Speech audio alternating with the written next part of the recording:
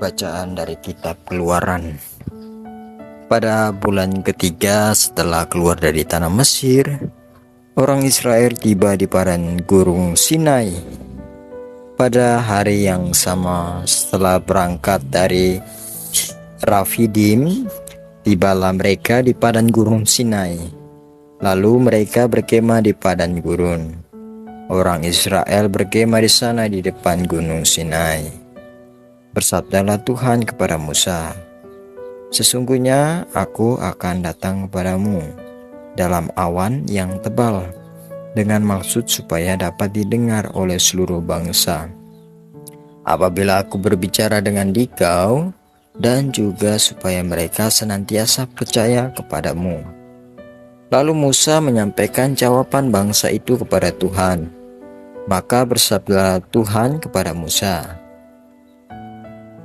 "Pergilah kepada bangsa itu, suruhlah mereka menguduskan diri hari ini dan esok, dan mereka harus mencuci pakaiannya. Menjelang hari ketiga mereka harus bersiap-siap, sebab pada hari ketiga Tuhan akan turun ke gunung Sinai di depan mata seluruh umat." Dan terjadilah pada hari ketiga, pada waktu fajar, guntur, gemuruh, dan kilat menyala-nyala. Awan tebal meliputi gunung, dan terdengarlah bunyi sangkakala yang sangat keras, sehingga gemetarlah seluruh bangsa di dalam perkemahan. Lalu Musa membawa bangsa itu keluar dari perkemahan untuk menjumpai Allah. Mereka berdiri di kaki gunung. Gunung Sinai ditutupi seluruhnya oleh asap, karena Tuhan turun ke atasnya dalam api. Asapnya membubung seperti asap dapur, dan seluruh gunung sangat gemetar.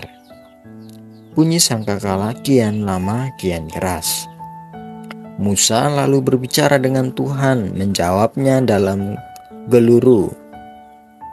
Tuhan lalu turun ke atas gunung Sinai, ke puncak gunung itu. Lalu Tuhan memanggil Musa ke puncak gunung, dan Musa pun naik ke atas puncak itu. Demikianlah sabda Tuhan. Syukur kepada Allah.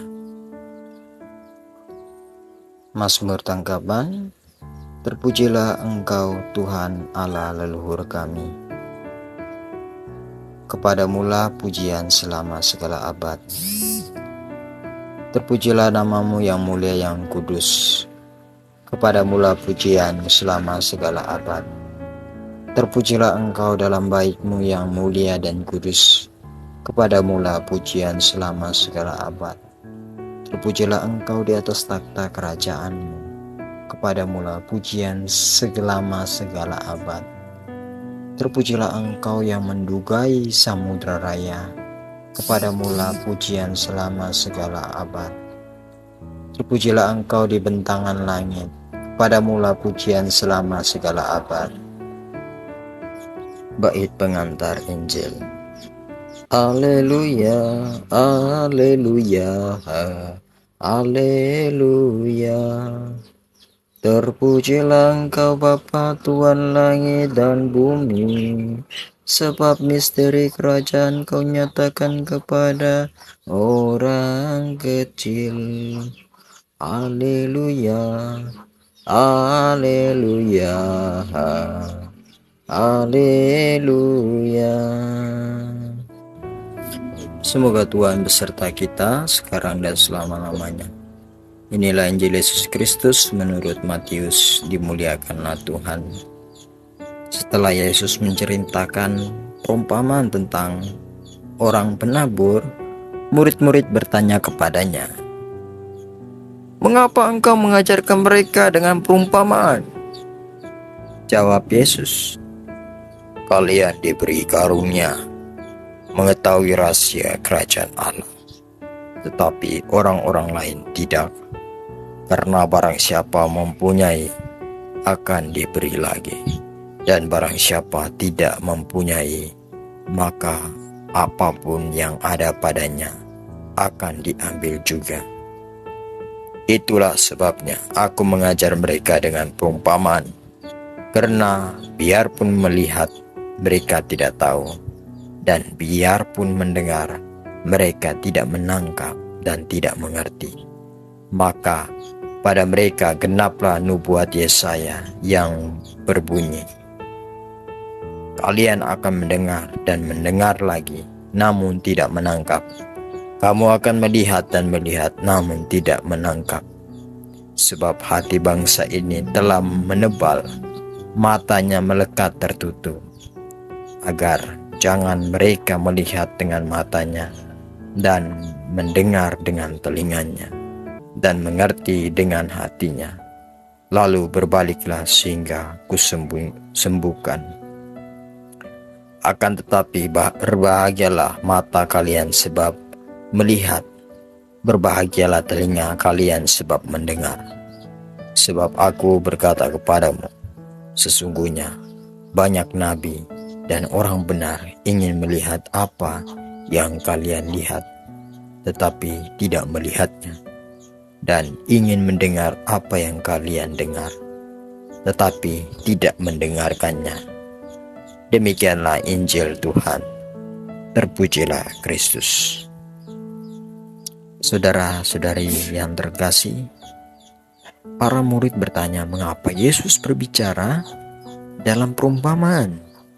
Jawab Yesus sangat mendalam, karena tidak semua orang sungguh terbuka untuk mengerti kebenaran.